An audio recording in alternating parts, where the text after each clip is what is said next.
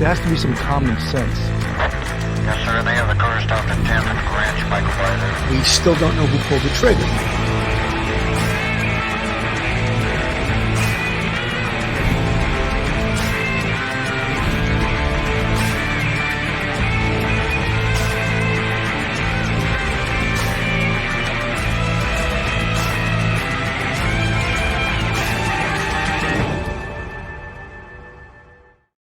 Hello, everyone, and welcome to Police Off the Cuff, Real Crime Stories. Today, we have a new edition of the Police Off the Cuff Law and Crime author series. And we, of course, have an interesting author on the show today who is also a member of the service, a retired police officer. And she's going to tell her story, not just her story about the book, but her story as a police officer, and maybe a few tidbits about her life. The book is called An Officer's Nightmare. It's about two white female Detroit police officers, and Donna Wudyka is one of them. She was involved in a police shooting in January of 1996.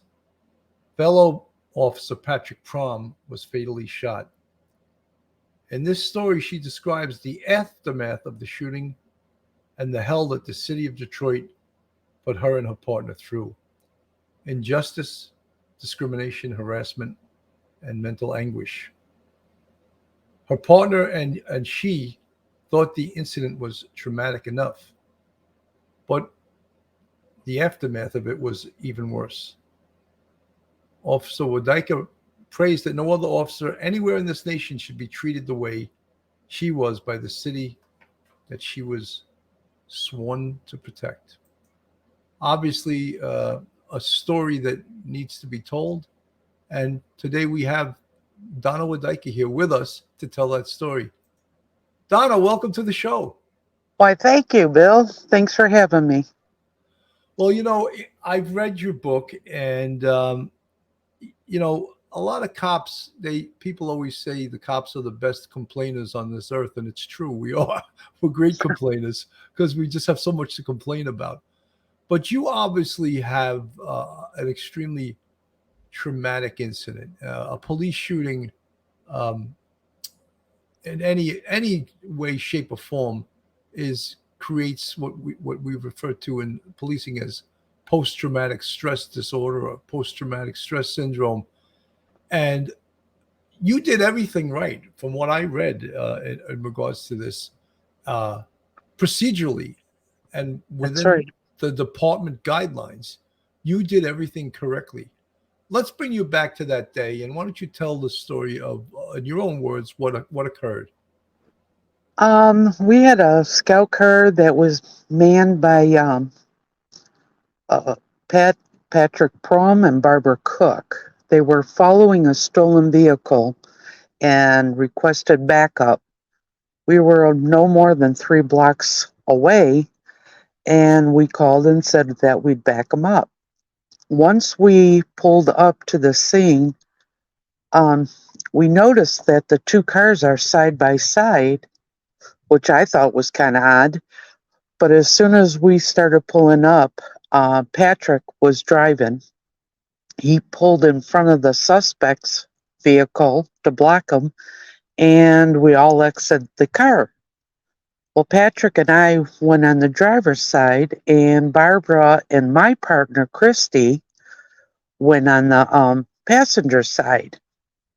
So Pat and I were ordering the defendant, the driver, out of the car, which he was refusing.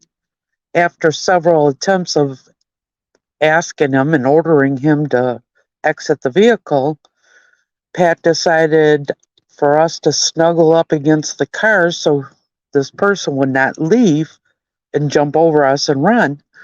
So as we snuggled up together, Pat opened up the car door, and Cooper is his name, had one foot stepped out, and over his shoulder he fired one shot, striking Pat in the head. Wow. Then after, Cooper stepped completely out of the car and faced me and was raising his gun. I shot once, and he wasn't moving. I mean, he was moving. And simultaneously, my partner Christy and I shot 2 shots each. And at that time, he stumbled to the curb, and then went to the ground. And then Christy and Barb, there was 3 occupants in the car. Christy and Barb handled the other side with the 2 occupants. You know, it sounds like to me, that's like a textbook within department guidelines shooting. Unfortunately, your partner was killed, or excuse me, not your partner, your coworker, your co-police officer was killed in a headshot. Now, why would someone, you just explain to our audience, just in a stolen car, obviously not facing a huge amount of time, use deadly physical force against the police in a situation like this? Well, little did we know, 8 hours prior to our encounter, 2 of the occupants were in Kalamazoo, Michigan, where they robbed a crack house, shot 3 people there, killing 1, paralyzing another, and they came to Detroit. They stole the car, came to Detroit to hide out. Well, in between, the car that they stole first, they dumped and stole another car, which we had no clue this occurred 8 hours prior because they weren't in the same stolen car. We found out afterwards. So Cooper was on probation, and when they came to the city, to Detroit, they picked up what we heard was an uncle, and then they were just trying to stash away and hide away until things cooled down in Kalamazoo. So And much for a routine car stop, as they say. that's You're taught correct. in the police academy, there's no such thing as a routine car stop. And just how were you guys to know how dangerous, other than the fact it's dangerous because it's a stolen vehicle? That always adds an element of danger. But how are you to know, or how would you be heads up that this guy was going to come out banging, And I'm sure when you heard the shot, you were probably shocked, or in a state of shock when you heard it, but you responded with your training, and you did it. In my view, you did an outstanding job, and so did your partner. And Thank you. it's it's something that I was at. My last 10 years on the NYPD, I was in a unit called Manhattan North Homicide Squad, and we assisted internal affairs with police shootings.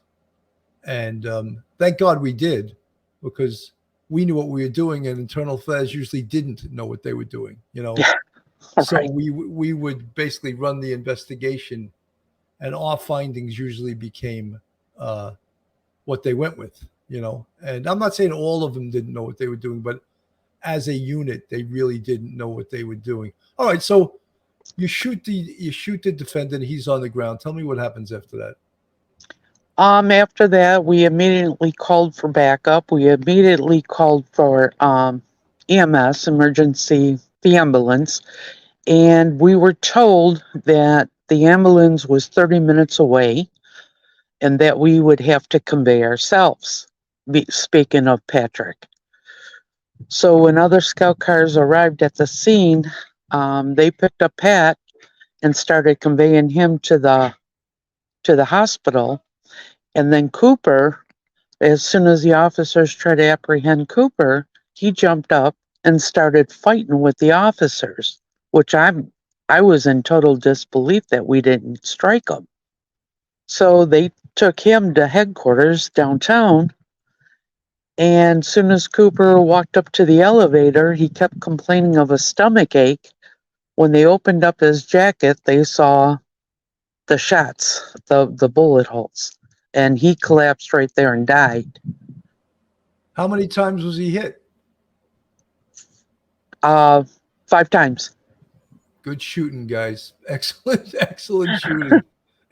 It's funny. People don't realize that civilians, or even there's so much ignorance about the use of firearms, and even shooting from the distance you were at, which probably was less than 10 feet.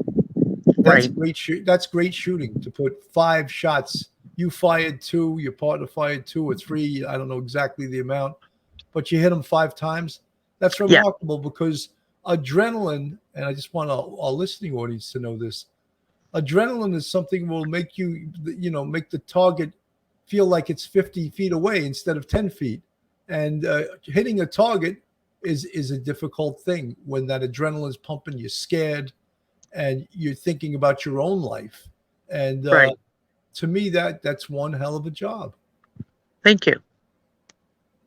Now, when you said they transported the officer to the hospital, and you say he was dead on the scene, Officer Correct. Prohm, Yes. that is so horrific that an ambulance wasn't available to take him to the hospital, and Yes. it's just the state of policing in this country is the state of emergency response is sickening, And then now you guys have something called PTSD, tinnitus, right? Ringing in Yes. the ears from that. Yes. You also need treatment. You also need psychological treatment, and you need to be spoken to. How was that handled? Well, we were sent to an evaluation, which with the department, they said we were okay and that we should return right to work, where we seeked our own psychiatrist and psychologist, where we had a lot of issues to deal with. And since we had all those issues, they kept us out for a while until we felt better, But then it got to the point where the City of Detroit Police Department, kept coming up with different excuses and little basically stabs at us and try to force us for here and there, and just totally screwed with us. That it made the PTSD a lot worse than what it was. So, in essence, your own private psychologist Yes. overruled the department psychologist and Yes. said, no, she's not ready to go back, and I'll let you know when she's ready to go back. But the Detroit Police Department kept trying to bang heads with your private psychologist. Is that correct? That's correct. That's And correct. who eventually won out on this little war? Actually, my psychologist won it. Well, But that's this good, was too. a year and a half after the incident. Now, I mean, right after that night when you were taken to the hospital, and obviously you got a lot of things going through your mind. we were taken to homicide. We weren't taken to the They didn't hospital. take you to the hospital. No. See, in the NYPD, you get involved in a shooting, you go right to the hospital. You don't go to any police facility. And on the NYPD, one of the things that is strong are the unions. So, for example, if you were on the NYPD when this happened, the Police Benevolent Association would have a delegate there that would whisk you away to the hospital if the bosses, and usually the bosses were good enough, because when I was on patrol, I would make sure that if cops were involved in a shooting, they went right to the hospital. So No. it's the way of protecting your own officers. No, they conveyed us right to homicide section downtown. And what was the point of that? They wanted to question you about the shooting? Question about the shooting, separate all of us about the shooting. We were in our separate rooms, more or less like interrogation for, we got there about 1:30, and we were in there till about 7 when our attorney showed up. That's really unacceptable. Not to bring it back to the NYPD, but a lot of district attorneys, for example, they won't want the police that are involved in a shooting interviewed. And one of the reasons is if you're subjected to Miranda, they don't want you questioned, because if the police department questions you and you were never read Miranda and it becomes criminal, then it's the fruits of the poisonous tree. All of these statements that you gave now can't be used. So usually in a police shooting, there's a homicide DA in New York City, we'd call him a riding DA, and that person would decide, no, I don't want them interviewed. And then there's police crap too, they call GO15, where you have to answer questions related to your duties, but not the specific incident. And that's a double-edged sword too, because that's where the unions usually protect the officer. And they don't allow, if an officer's involved in the shooting, pulls the trigger, no one's questioning him from either the department or the district attorney's office or anyone. They'll be protected by an attorney supplied for them by the police union. Is that the case in Detroit? Yeah. Yes. We had our attorney show up and write the report for us, which basically was a half-assed report. But that's what we were told we had to do. And the attorney never responded to the scene? No. How could he do a proper representation if he was never at the scene? How could he understand what you were telling him? He couldn't. And there was no trial in Detroit, so it was the way it was, or the way they wanted. Did this case go to a grand jury? No, it did not. Why not? From our understanding, me and Christy's understanding, the one man in the car that came from Kalamazoo, they shipped back to Kalamazoo, extradited, for the robbery of the crack house and the shootings there. The third person, his name was Copeland, he was out of homicide before we were and let go. But inside the car, there was like 70 rocks of crack cocaine, another weapon, and the involvement of a police shooting. And they were basically both let go out of Detroit. That's outrageous. That's outrageous. But isn't Detroit one of those cities that the police department almost went broke? Yes. Yeah, it's another one of those defund the police places that just absolutely disgusting. You know what, folks? This is an interview of retired police officer Donna Wudyka, and the book is Officer's Nightmare, and it's a true story of pain and corruption, and that's what Donna is telling right now. Again, on this photo on the screen, she tells what happened, her pain, treatment by the department, the injustice after, plus her journey to build her life after the murder of police officer Patrick Prohm. Is that a picture of Patrick on the screen, Donna? That is correct. He looks like he's about 28 years old. Actually, we both were 32 at the time of the shooting. We were born the same year. And he had a wife and kids and all of that stuff?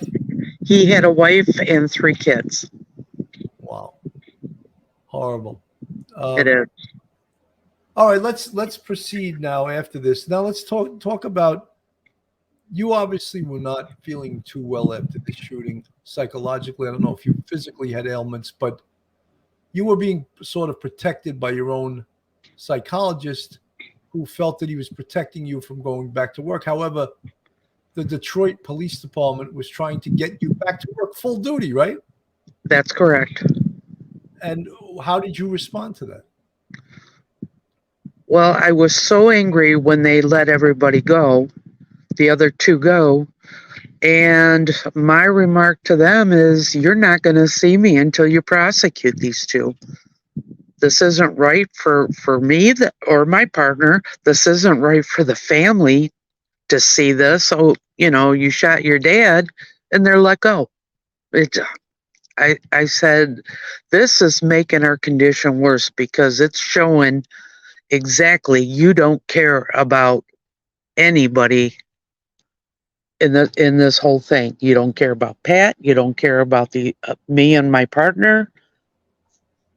So that was one of my key things. It was messing with me that they didn't care and that they wouldn't prosecute. And it was Donna, getting. Oh, go ahead. I'm sorry to interrupt you. How high did this go on the political totem pole? Was the mayor involved in this? Was the city council involved? How far did it go? We wrote to the mayor. That was like one of our letters that went to numerous people, but the mayor was the highest. And what I was mean, the we went through response? chain of command and nobody would talk to us. So yes, we both went to the mayor. And what was the response of the mayor in this incident? Good luck. Good luck trying. That we had to go through channels, which we did, and that somebody would contact us, but nobody did. Not after nobody. So you obviously were reaching out. You were reaching out for help, Yes, and no help was forthcoming. that's correct. So you had to get it basically on your own outside the department.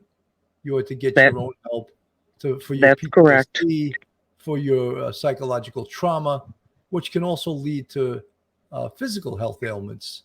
And so, how long were you able to hold off the department from forcing you back to work? After I believe it was right after the holidays of '96 that they were trying to send us back. They didn't have a place for us to go. Then they decided we can go to the city county building to work, desk, clerical, but we wouldn't be called officers no more. We wouldn't have our weapons on us no more. We couldn't carry inside of the city county building. So my argument to them was, if you're going to strip us of all that, retire us as police, and then we can go from there. But they refused to do that. Then they suggested we work at the Detroit City Airport in a hangar on midnights. And my question was, what if we had to make an arrest? What if somebody broke into the hangars? And again, they said, okay, you can't do that job. Okay, retire us. But it didn't happen too much later. Wow. So describe some of the ways they tried to compel you to do what they wanted you to do. They like I said, they tried with the city county building, nothing could happen. They tried with the city airport, nothing could happen. We kept turning to our union for help, and one of the union boards said, one, that you did everything right, so we cannot help you, that you have to find your own means. When they try to force us back to work, then all of our sick time and everything was diminished. So we went months without pay. And that alone was very stressful when I wasn't getting. How did you survive without pay? Well, thankfully, I lived with my girlfriend that we helped to get some, but we had to end up filing bankruptcy. There was no income. A lot of my credit cards went up to hold over until something can happen. Donna, this is outrageous. This is outrageous. It was horrible. Outrageous the way a city could treat their police officers. Really, Right. what you did was heroic, and yet they punished you for it to not Exactly. pay you. And did you have a lawyer that sued? We went through 4 lawyers that agreed to hear us. One said he will not take on the city of Detroit. The second said, you did everything right, so there's really nothing to fight for, even though it's our pay. The third one was all geared up and ready to file a lawsuit. And then I get a call at 11 o'clock at night saying he's dropping the case and don't pursue it. I contacted the media, had a good interview with the media. Then I get a call back from them saying, don't pursue it. And all I was asking is why? This family, Pat's family, has to know why nothing's being done. That was my main fight, was for his family. And still to this day, we don't have answers. We don't know why the one was kicked, why the other one was sent to Kalamazoo. During this whole terrible thing, we went to homicide to get a better look at the file, the homicide file. We were told by the lieutenant at homicide that they lost the file. They don't have it on record. Evidence was missing. Out of the evidence from the cocaine and the crack cocaine and the weapon, that was missing. This was so bizarre back then that I looked at Christy at one point or another. They kept taking us for drug testing. So during all this craziness and unbelievable thing, I told Christy, I said, this is so unbelievable. I got to write about this. I got to write a book about this because nobody would believe me. And that's where the book came about. But Donna, this is hard to believe. It's a city. My only reference is the NYPD because I know what would happen on the NYPD. mm-hmm. If someone was in a shooting like this on the NYPD, first of all, you would get a medal for it. Second of all, if you had debilitating PTSD, they would retire you and pay you 3/4 tax-free of your final year, your best year of pay. Instead, they stopped paying you. I just can't. And then I can't understand how this was the conduct of the city of Detroit towards you and your partner was okay. I'm having a hard time understanding. And I'm also having a hard time understanding how attorneys, especially for the union, didn't take your back and go balls to the wall in a lawsuit against the city of Detroit. I can't see how it could have been a miss lawsuit. I don't know. I tried so much and tried so hard, as it explains in the book, of everything we went through. I saved every single paperwork so I wouldn't be liable for anything. Everything I put in that book, I have proof of, I have copies of. I mean, the violation of the union contract was remarkably stupid, unbelievably stupid. And there's proof. There's proof, the whole thing, the everything I have proof of. And nobody wanted to take it. Nobody wanted to talk about it. The union that knew me kind of well, they kept pushing me away, saying you didn't do anything wrong.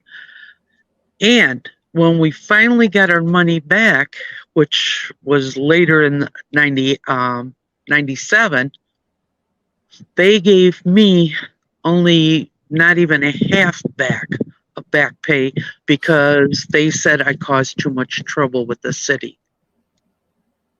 And again, how can they get away with it? And they did.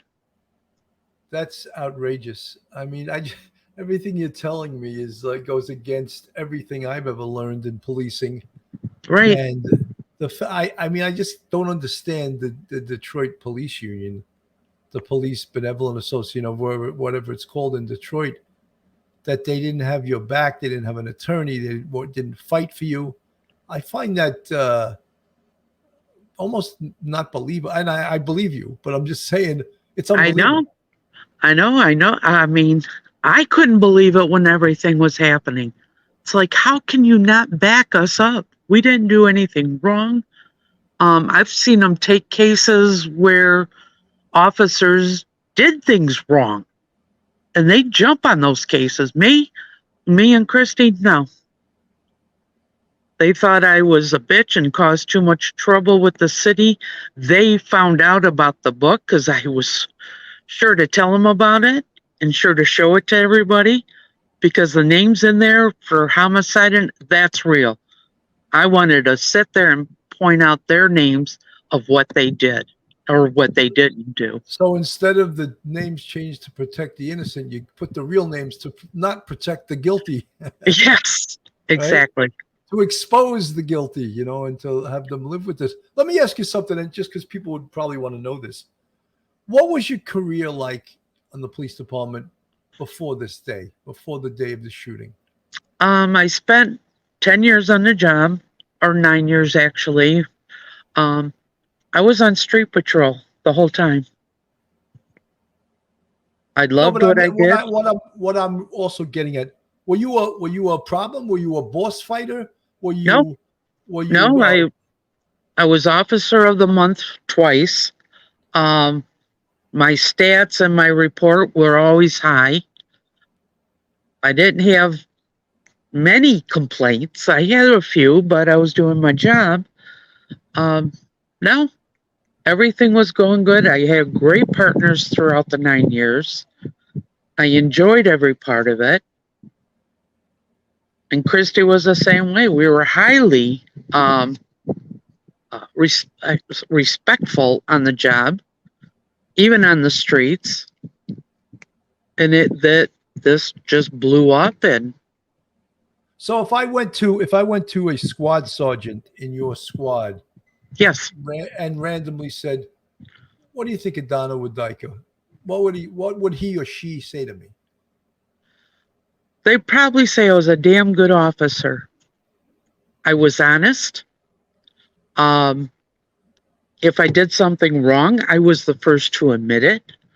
When they questioned me, I would say yes, but there is a reason behind that, and I explain it to them. I enjoyed my job, and they knew it. I was so into my job. I was making traffic stops on foot patrol.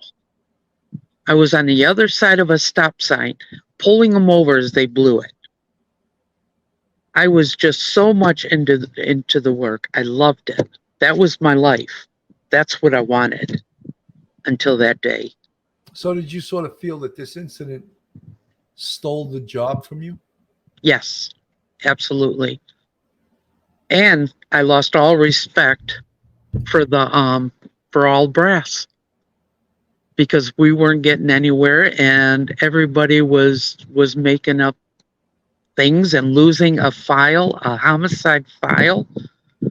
That's absurd. Where an officer got killed, that's absurd. No, it is absurd. I don't know how they could explain that. And the evidence? Unless they just didn't want you to see it, and they made that story up so that you. But then, if you had an attorney, they could obviously subpoena or freedom of information law get the copy of the homicide file. Yeah, the one attorney that was going to take it did request the homicide file, and they couldn't present it. I don't know what happened to it. Outrageous. So while this is going on, you're going about your life. You're not feeling well because Right. for a million different reasons. You're not getting paid, and the department again is trying to screw with you by making you come into work. It sounds like maybe they were looking for a reason to fire you, and that could get rid of their problem, what they viewed as their problem. See, that was our fear, that if we did go back, since I was the one causing all the trouble.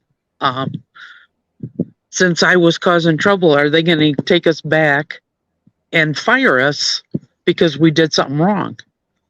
I don't know. I didn't trust him. Beyond that shooting, I never trusted him again. Well, I don't see how you could after all the bad things that were happening to you. So you're living home. This is your life partner on the right, Yes, it is and my wife now. who's the That's gentleman? Rivera. Okay, a friend. No. Miguel Carrera is a Detroit Tiger. Oh, He's I didn't. he's retiring this year, so Oh, okay. that So you was guys us get taking your a picture picture. taken with. So your wife, your life partner, helped you get through this, Yes, absolutely. and I think that's important to have someone that you can complain to, someone you can tell your tale of woe to, because if you don't have anybody, that's why cops eat their gun, you know. And Absolutely. luckily, how was your mental health during all of this? It was horrible. I go into rages. The rage was the most. I went into rages. I lost respect for people. I was a mess back then. I was a total mess. One thing I didn't do, and um, Sharon, my wife, she was with me during this whole time. We've been together 35 years. So she lived with this. And she lived with all my craziness. But at that time I was a recovering alcoholic, which was even harder because I never drank for that. And with my partner and stuff, they were drinkers, so they drank to get relief or whatever. I was a recovering alcoholic. I couldn't. That was the hard part of making it through. And yes, Sharon played a very important part with my recovery, with recovering from the department, dealing with my craziness. Uh, I still have issues. I still have triggers, but for the most of, it's pretty good now. You know, Donna, that's really very brave. I mean, I can't. I have people in my family that are alcoholics, and in fact, I had interviewed. I don't know if you watched the interview I did with Barbara Butcher. She's also a recovering alcoholic, or what we like to say in AA is a friend of Bill. Yes, We were yes, joking about that when I interviewed her. It's sort of the code word, you know. In the mafia, they say he's a friend of mine or he's a friend of ours. In right. AA, they say she's a friend of Bill. Yes, Right? It's sort of funny, even though it's, you know, you have to have a sense of humor with this stuff. But you know, going through that while you're going through this trauma must have been hell. it was. It was very difficult back then. Were you going to AA meetings and talking about it, or? Actually, my AA sponsor is still my sponsor from day one. So here we are this year. I'm celebrating 40 years, and she just went through 41 years. So it was a constant call back and forth, back and forth. And yes, I attended some meetings, but I was afraid to attend meetings around the Detroit area because when I did, I realized there was some people either I gave a ticket to or I arrested. So I didn't want nobody to see me there. No, I don't blame you. That's not a good. I, That's not a I good didn't want to feeling. be pointed out. No, not at all. You know, it's funny when you hear someone has been sober for 40 years or 41 years, and people that aren't familiar with alcoholism might say, "Yeah, why don't you just have a drink? You'll be all right." And the truth is, Yes, you wouldn't be all right. You'd go right back to where you were 40 years ago, laying in the gutter that's or correct. wherever you wound up after you drank all night long. And it's because when they say, you know, once you're an alcoholic, you're always an alcoholic, and you just have those. Maybe it's the addiction is also a personality trait in a way. Uh, I think that's why maybe alcoholism sometimes runs in families or runs in certain ethnicities more than it does others. I'm Irish, and you know there's a hell of a lot of Irish alcoholics, and anyone that's listening to this, Oh, yeah. don't don't kill me over this, but it happens to be true. And I think it's a cultural thing. And I think it goes right back to Ireland, where men don't get married lots of times till they're 35, 40, 50 years old. And what do they spend their life doing? Hanging out in pubs with other men, and Mm-hmm. it becomes an acceptable part of the culture. Whereas, I don't know if you can use Jewish people, and I know Jewish is a religion and also considered a way of life. They frown upon alcoholism. They do not dig it at all. And I know that because my wife is Jewish and her family didn't like when I drank. And I'm not an alcoholic, but I like to have a few drinks here and there. And Mm-hmm. they didn't find it as amusing as, my side of the family would, Right. Do you agree, or am I telling you something you've never heard before? Oh, I agree. Yeah. I agree about those Irish people. I didn't know about Jewish people, but I knew about the Irish. Yeah. it's sort of fun. And cops. Oh, cops. Cops have a reputation for having Yeah. a huge alcoholism problem. I remember Police Commissioner Bratton, after one horrendous incident, I think it was around St. Patty's Day years ago, when a sergeant and two cops were driving around on a no parking detail, and they were drunk and they ran over a civilian and killed him. Ooh. And I remember Police Commissioner Bratton says, we as a department have an alcohol problem. Yeah. And he didn't say those one or two guys did, but so it's a cultural thing.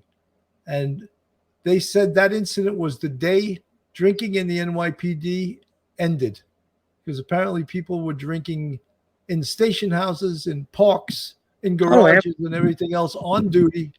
And that Absolutely. was the day that all of that ended. The day the music died, that was the day drinking died. Wow. No, Detroit still does it. But yeah. It didn't happen yet in Detroit. No, they're still full force. And they would also, I think in high stress jobs, like policing, you may have a real heavy situation that happens, and Donna, I think your Wi-Fi just went. You can come back on. Donna must have just lost her Wi-Fi. So what we're talking about is drinking and alcoholism within the police department, and how prevalent it is, and how it causes such huge problems. And I remember one time I asked a psychologist named Dr. Stephen Washkel, who is he does a lot of work for the NYPD, and he is a PhD that preaches about how to avoid police suicide and to reduce police suicide. And I had asked him one time when he was on the show, Donna's trying to come back on. There we go. I don't know how I lost you. I think it could be your Wi-Fi. It doesn't matter. You're back. You're back. Yes. And I didn't miss a beat. I'm used to stuff like this happening. So Oh, okay. I was talking about a suicide prevention doctor we had in the NYPD. And I asked him one time when he was on the show, I said, Doc, is it ever okay if you have a really stressful incident that happens on the police department to go out with the buddies and go drinking? And he says, absolutely. Of course it is. He goes, as long as it doesn't stretch into a week doing that every single night, then it becomes a problem. But if you want to go out and relieve stress, whatever way you do it, you want to have a couple of drinks and it's not a problem, then it's fine. And I'm sure, Donna, you had to have ways, because you weren't drinking, find ways to reduce your stress. And how did you do that? A lot was like exercising, walking. I had dogs, so I always walked the dogs. And a lot of times I just isolated myself. But is that healthy? Is that what psychologists say? Is that healthy? It's not healthy, no, right? It's not healthy, but I just didn't want to be in a public where I would lose my temper and lose control. So I say the majority was was isolation. Okay. Folks, this is the book is called An Officer's Nightmare. I'll put the actual book up on the screen. Their Officer's Nightmare, a true story of pain and corruption by Donna Wudyka. You can order this on Amazon if you want to hear Donna's story, a painful story, but a good story nonetheless. It's someone who actually is a hero, was a hero, and got punished for it, which is somewhat hard to believe, that she got punished for doing everything correctly. But that's what happened. And Donna, on the left-hand side here is reflection collection about sobriety. And obviously, what's that about, Donna? That was my road of recovery, of what I have done to make my recovery work for 40 years. It shows a little bit about my past drinking and what I did to get in recovery and how recovery's been. And what did you do to recover? Definitely went to AA. I was in the middle of a blackout when I contacted AA. Apparently the night before I got beat so bad I was you couldn't recognize me. I was so black and blue. And during that time when I was at home that evening, apparently I called AA, asked for help. When I woke up in the morning by the phone call, asking if I was sincere about getting help, I looked at myself in a mirror and saw the black and blue and swollen, and I was ready to go in. And I went to AA, and that has been my lifesaver. And to have a sponsor is my lifesaver. You know, Donna, they always say with addiction, before the person seeks help, they have to hit bottom. And there's a lot of truth to that. But some people's bottom is below the bottom that you would expect to be the bottom, you know? That's correct. That's right. You'll say for certain people, you have no idea what his bottom could be or what her bottom could be. To you, they bottomed out because of this, but no, that wasn't enough for them. They need to even go further down before that's correct. I hit bottom. This is the lowest I could ever get. Yeah, that was, I started drinking when I was 9, and I quit drinking. I went to AA when I was 20. So I wasn't even legally, I couldn't drink legally, but by that time I was full-blown alcoholic and much pain in the past from that. Were there alcoholics in your family, Donna?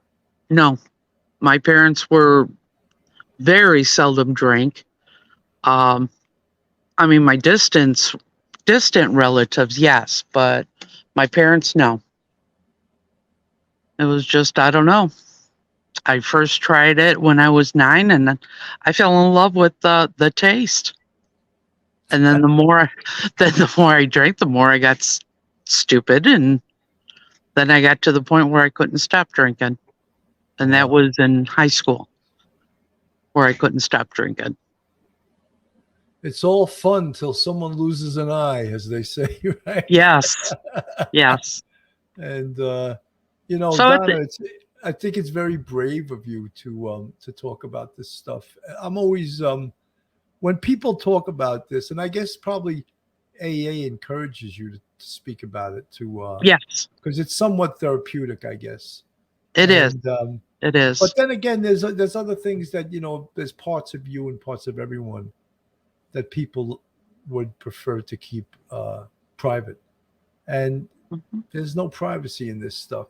Just like in your book, you laid it all out there, and you were wronged. I can't believe how much you were wronged, and yet, no one seemed to pay the piper from the Detroit Police Department's side of this, or from the city of Detroit, and I can't believe how you were treated.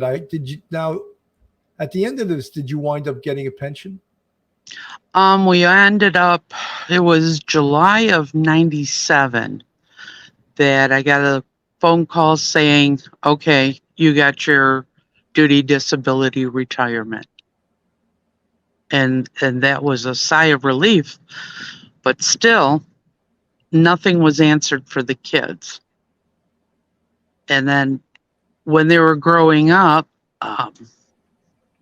the kids didn't, they had a mother, but the mother turned out to be a crackhead. So she left the house with the kids by themselves. The aunt took care of the kids as much as she could. I mean, they were basically on their own. Donna, whose kids are you referring to right now? Pat's kids. Oh, Pat, the officer who was killed.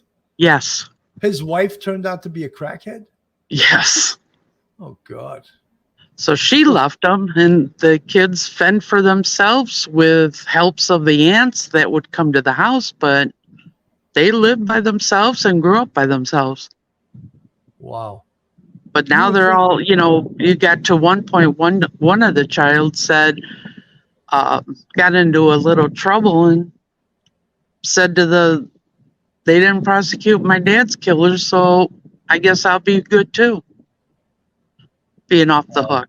So, and then she wised up. I mean, they're doing great now. The kids are fantastic now. All of them have families. All of them are happy. I still don't see the mother in the picture anymore, but they're all good. Wow. I mean, it was their aunts, and I would check on them, but I can only do so much. But no, the aunts were by their side, but they did live in the house by themselves. You would think that in these situations, an officer killed in the line of duty, that the city of Detroit would take care of his family. You'd think. For the rest of their lives, horrific that they don't. Horrific. Shame on the city of Detroit that they don't take care of deceased officers' families. That's disgraceful, That's right. There's always money for pet projects of politicians, I'll call them. But when something like this happens, the officer's family should be taken care of without any doubt, without any expense being spared. In my view, it's sort of obscene, So, Donna, what are you doing right now besides sitting with the beautiful lake behind you? Well, I live part-time in Florida. I live part-time up in Michigan. Enjoying life. I don't have to work. I sold my regular house and found what means I can live without, which is quite a bit, and just enjoying life, doing things I like to do, and writing. I love writing, so looking for doing another book. I'm just trying to figure out what. Now, do your books make money, or they're just sort of a labor of love? Labor of love. Okay. See, I have to have the dead president, so I'm not motivated, I would love to make money out of it, but absolutely. But I just do it just to do it. I had to get my story. The first with the officer's nightmare, I had to get that out. I wanted everybody to hear that it's not all, they're not all blue family. No. They miss the family part. Do you ever run into people that were mentioned in the book that weren't happy about being mentioned? I have in the past. The one person from homicide, the lieutenant from homicide, he ended up getting thrown in jail. I forgot for what. It's like, okay, don't you guys understand, and don't you believe me now? It was something corruption that he had with homicide, and he was the one handling our case. We call in New York, we say that's fugazi. Like in Donnie Brasco, they use that word. This a little bit fugazi, right? Yes. So But Donna, I have. we're at 55 minutes. I want to we'll have a few more minutes left. Give me your final thoughts on life, on this book, and where you are in life right now, what this meant, this whole incident meant to you, and how it's affected you. With the book, Officer's Nightmare, it was a therapeutic for me. It was something I knew I had to get out. I had to let people know, especially in the department. I didn't fear them. They didn't matter to me. I just wanted new recruits to see what can possibly happen. I don't want to scare them, but I want to prepare them. This Officer's Nightmare is a second edition of the original one, but I wanted people, and I wanted a new generation to see this and to understand this can possibly happen. You just got to pull through. And with a lot of therapy, with a lot of therapy, I got through pretty much with it. I mean, there's still extensive stuff that goes on. I still have demons in my head that triggers once in a while. It's all good. I enjoy life now. I don't have to work if I don't want to. I enjoy life. I enjoy my communities. I'm in book study. I'm in putt-putt. I mean, I do things now that I want to do. I don't have to do anything. I enjoy life. I enjoy my family. My wife is wonderful. We do have a dog. He's a problem child, but he's getting better. It's all good. I'm happy now. That's And great, that took a long time to say I'm happy now. I'm happy that you're happy. Thank you. Donna Wudyka, her book is Officer's Nightmare, a true story of pain and corruption. And you can get it on Amazon. And Donna, I want to thank you for coming on the show today. I was almost a little doubtful that it was ever going to happen. I tried to call you, tried to call me. We're playing phone tag. And finally, I got you on the phone. Donna, would you just stay around for about 1 minute after I end the show? And then just a quick talk to you. But folks, get this book on Amazon. Donna Wudyka, she tells her story of her time on the Detroit Police Department. I appreciate it, Bill. Final words, Donna. You could say goodbye, whatever you want to say. Well, goodbye. Thank you very much for this opportunity. And be good to yourself. Be kind. Thanks, Donna. Everyone listening today, this is the Law and Crime Scene, a crime series on Police Off the Cuff. Donna Wudyka, An Officer's Nightmare. Have a great day, everyone. One episode just ain't enough.